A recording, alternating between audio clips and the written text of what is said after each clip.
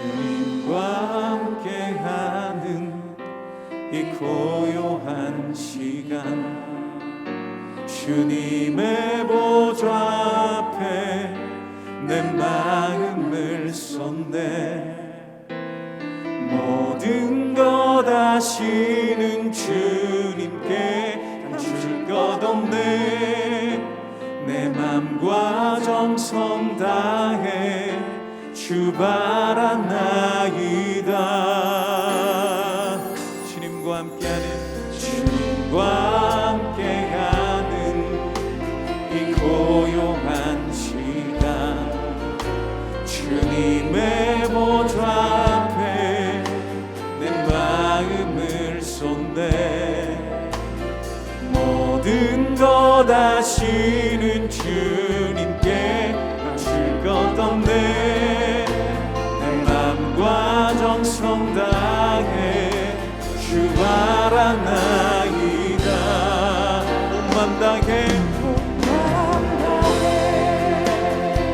사랑합니다. 온 맘 다해 주 알기 원하네. 내 모든 삶 당신 것이니 주만 섬기리. 온 맘 다 염려하지 않아. 베드로가 입을 열어 말하되, 내가 참으로 하나님은 사람의 외모를 보지 아니하시고 각 나라 중 하나님을 경외하며 의를 행하는 사람은 다 받으시는 줄 깨달았도다. 만유의 주 되신 예수 그리스도로 말미암아 화평의 복음을 전하사 이스라엘 자손들에게 보내신 말씀, 곧 요한이 그 세례를 반포한 후에 갈릴리에서 시작하여 온 유대에 두루 전파된 그것을 너희도 알거니와, 하나님이 나사렛 예수에게 성령과 능력을 기름 붓듯 하셨음에 그가 두루 다니시며 선한 일을 행하시고 마귀에게 눌린 모든 사람을 고치셨으니 이는 하나님이 함께 하셨음이라. 우리는 유대인의 땅과 예루살렘에서 그가 행하신 모든 일의 증인이라. 그를 그들이 나무에 달아 죽였으나 하나님이 사흘 만에 다시 살리사 나타내시되 모든 백성에게 하신 것이 아니요 오직 미리 택하신 증인 곧 죽은 자 가운데서 부활하신 후 그를 모시고 음식을 먹은 우리에게 하신 것이라. 우리에게 명하사 백성에게 전도하되 하나님이 살아있는 자와 죽은 자의 재판장으로 정하신 자가 곧 이 사람인 것을 증언하게 하셨고, 그에 대하여 모든 선지자도 증언하되 그를 믿는 사람들이 다 그의 이름을 힘입어 죄사함을 받는다 하였느니라. 베드로가 이 말을 할 때에 성령이 말씀 듣는 모든 사람에게 내려오시니 베드로와 함께 온 할례 받은 신자들이 이방인들에게도 성령 부어주심으로 말미암아 놀라니, 이는 방언을 말하며 하나님 높임을 들음이러라. 이에 베드로가 이르되, 이 사람들이 우리와 같이 성령을 받았으니 누가 능히 물로 세례 베품을 금하리요? 예수 그리스도의 이름으로 세례를 베풀라. 그들이 베드로에게 며칠 더 머물기를 청하니라.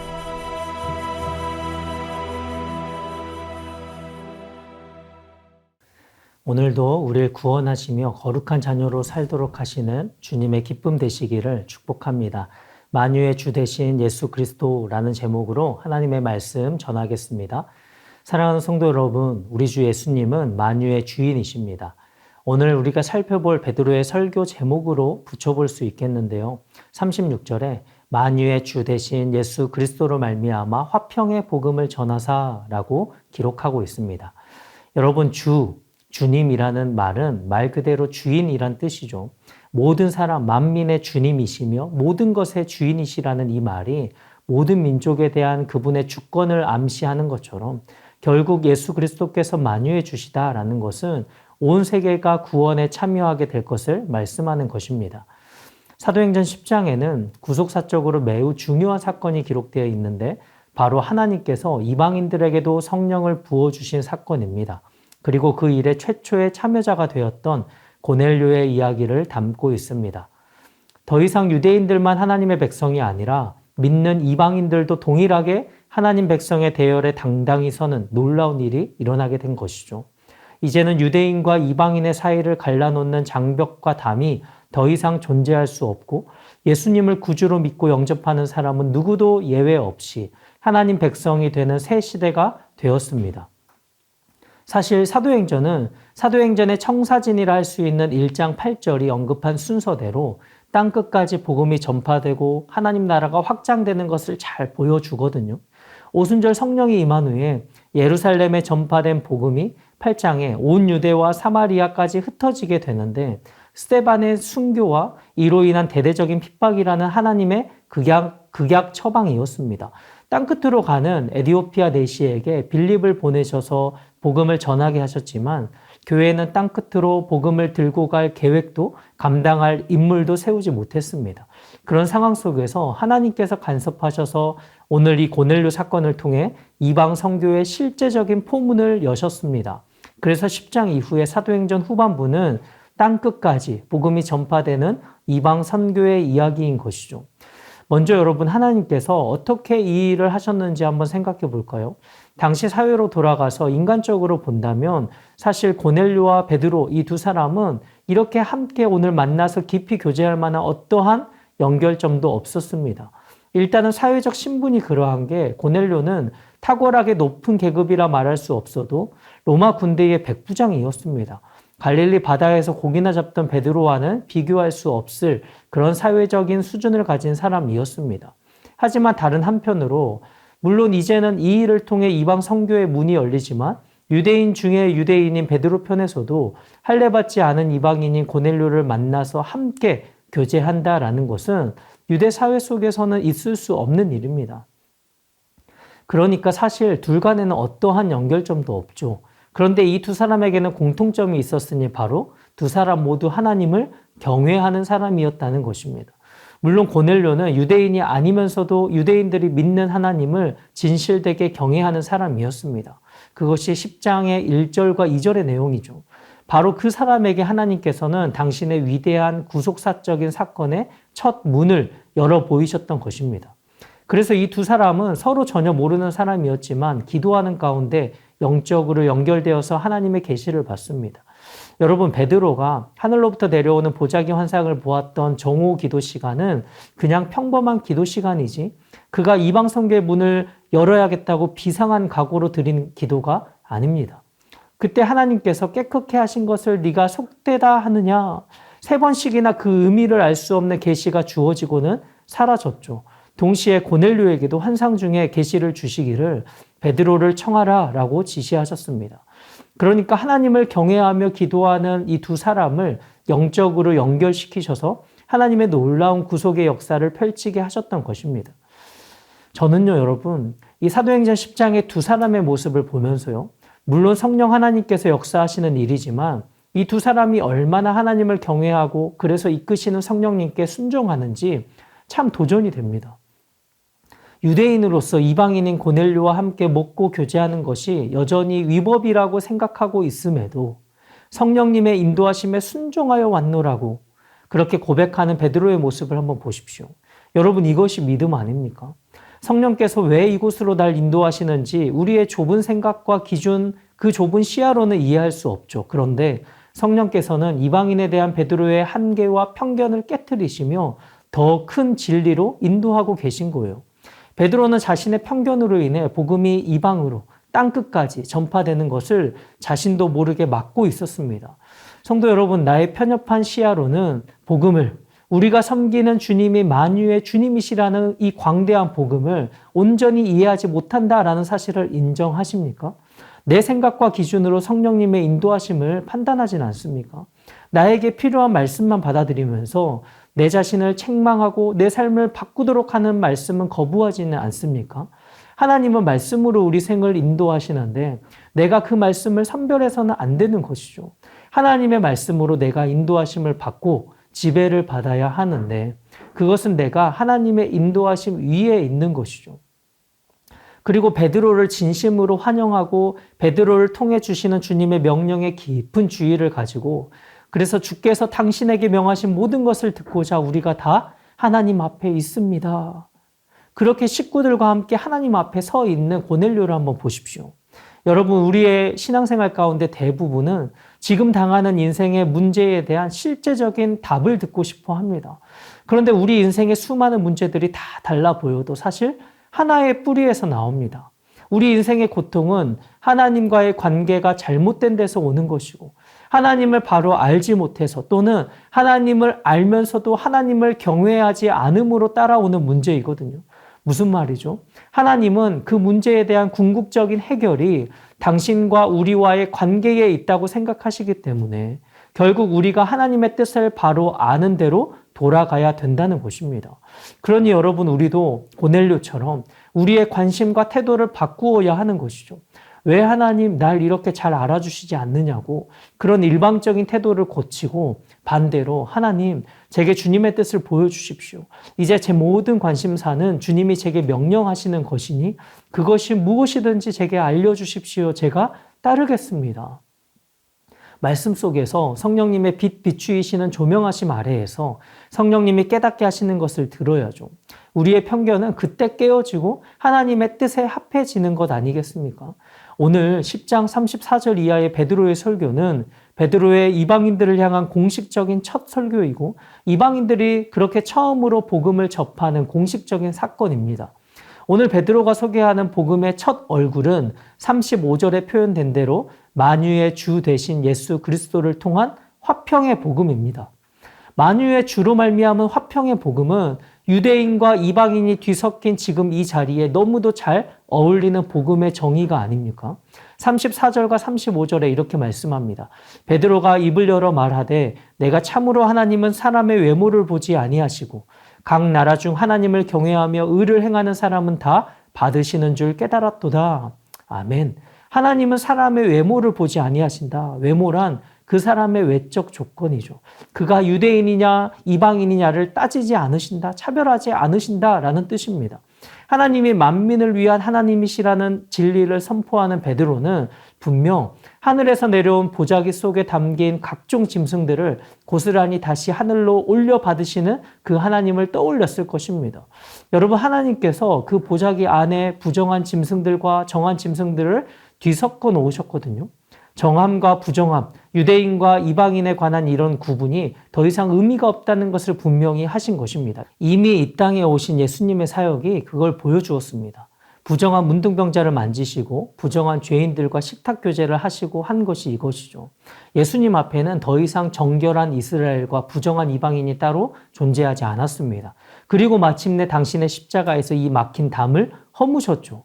그리고 오순절 성령 강림 사건은 예수님의 그 십자가 구속 사건으로 인해 더 이상 사람을 외모로 보지 아니하시고 믿는 자는 누구도 예외가 없는 차별 없는 이 복음을 온 세상에 전파하는 그런 시대를 가져왔습니다. 아직도 이 사실을 깨닫지 못하는 베드로에게 고넬료와의 만남을 통해서 이제는 옛 패러다임을 부수고 뛰어넘어 새로운 패러다임으로 나아가도록 하신 것이죠. 그리고 37절 이하에 복음이 이스라엘에 먼저 전해진 것을 설명하면서 갈릴리와 유대에서 펼쳐졌던 예수님의 사역, 예수님에게 성령과 능력을 기름 붓듯 하셔서 행하신 그 모든 일에 우리가 증인이다 라고 한 베드로는 극적으로 선회에서 복음의 핵심, 복음의 절정으로 청중을 이끌어갑니다. 39절 하반절과 40절에서 말씀합니다. 그들이 나무에 달아 죽였으나 하나님이 사흘 만에 다시 살리사 나타내시되. 아멘. 하나님께서 자기 백성 이스라엘에게 보내신 말씀인 나사렛 예수를 그들은 나무에 달아 죽였지만 그 예수를 고넬료가 경외하는 하나님께서 다시 살리셨습니다. 지금 베드로는 부활하신 예수의 증인으로 이방인들에게 복음을 증언하고 있습니다. 42절에 우리에게 명하사 백성에게 전도하되 하나님이 살아있는 자와 죽은 자의 재판장으로 정하신 자가 곧 이 사람인 것을 증언하게 하셨고, 부활 승천 이후에 이제 하나님께서 예수님을 산자와 죽은 자를 심판하실 자로 정하셨다라는 내용은 이미 사도행전 2장 36절과 5장 31절에서 선포한 대로 하나님께서 예수님을 당신의 보좌 우편에 주와 그리스도로 즉위시켰다는 그런 오순절 선포의 내용입니다. 그리고 43절에 그렇게 만유의 주로 하나님 보좌 우편의 좌정에 계시는 예수 이름을 통해서만 죄의 용서가 주어지는 그 길이 이방인들에게도 동일하게 열렸다는 복된 소식을 전하고 있는 것이죠. 사랑하는 성도 여러분, 베드로의 설교가 끝나기도 전에 복음을 들은 모든 사람에게 성령이 임합니다. 44절 이하 46절에 베드로가 이 말을 할 때에 성령이 말씀 듣는 모든 사람에게 내려오시니 베드로와 함께 온 할례받은 신자들이 이방인들에게도 성령 부어주심으로 말미암아 놀라니 이는 방언을 말하며 하나님 높임을 들음이로라. 아멘. 베드로와 함께 온 6명의 유대 형제들이 심지어 이방인들에게까지도 성령이 임하는 생생한 현장을 목격하며 함께 놀랍니다. 자기들과 같은 동일한 성령을 받았다는 확신을 갖게 된 것입니다. 잘 아시는 대로 여러분, 이방인들에게도 성령을 부어주신 이 사건은 이방인의 사도로 부름받은 바울에게도 허락되지 않은 일이었습니다. 베드로를 통해 이루어져야 했던 결정적인 이유는 유대 교회가 이방인들을 교회로 받아들이고 동일한 한 성령의 공동체로 받아들여야 하는 문제였기 때문에 사마리아인들을 받는 것도 어려운 일인데 이방인들을 한 형제여 한 몸으로 받는 것은 너무 높은 담장이었죠. 그리고 그 담장을 반드시 베드로가 먼저 넘어야 했던 것입니다. 특히 여기 45절에 성령을 부어주다는 표현은 요엘서 2장에 이미 사용되었고 사도행전 2장의 오순절 성령 강림 사건에서 사용되었거든요. 그러니까 성령을 부어주다라는 이 표현이 여기에서 사용된 것은 사도행전 2장에 유대인들이 성령 받은 것과 오늘 10장에서 이방인들이 성령 받은 것이 전혀 다르지 않은 동등한 것이라는 겁니다. 유대인들이 오순절에 경험한 것만큼이나 충격적인 은혜의 순간이었다는 것을 확인시켜 주는 것입니다. 그러니까 여러분, 이방인의 오순절이라고 부르는데 전혀 무리가 없죠. 베드로 사도 또한 다음 11장 15절에서 처음 우리에게 하신 것과 같이라며 오순절 사건과 이 사건을 나란히 두는 것을 봅니다. 사랑하는 성도 여러분, 이방인을 향한 구원의 문이 이렇게 열립니다. 이방인들이 유대인들과 복음의 보자기 속에 하나로 들어올 수 있게 된 것입니다. 오늘도 하나님이 친히 일하셔서 복음은 땅끝까지 이르는 것이고 교회로 하여금 선교의 사명을 감당하게 하시는 줄로 믿습니다. 만유의 주가 되셔서 온 세상에 평화를 주시는 차별 없는 영광스러운 복음 앞에 산자와 죽은 자의 심판자로서 그를 통해서만 죄사함을 얻는 유일하고도 영원한 복음이 순종하는 우리를 통하여 오늘도 땅끝까지 전파되기를 주님의 이름으로 축복합니다. 주신 말씀 기억하며 우리 기도 제목을 함께 읽고 기도하겠습니다. 편견과 한계를 뛰어넘어 우리를 더 큰 진리의 세계로 인도하시는 성령님의 신실하신 계획을 믿습니다. 오늘도 겸손함으로 성령님이 깨닫게 하시는 것을 주의해서 듣고 순종하게 하소서. 아멘. 차별이 없는 영광스러운 복음과 예수의 이름 앞에 모든 사람이 죄인됨을 인정하고 속히 달려나와 구원을 얻게 하소서. 아멘. 오늘도 복음이 땅끝까지 전파되도록 앞서 역사하시는 성령 하나님을 의지함으로 선교의 사명을 능히 감당하는 주님의 성도들과 교회 되게 하소서. 아멘. 다 같이 기도하시겠습니다.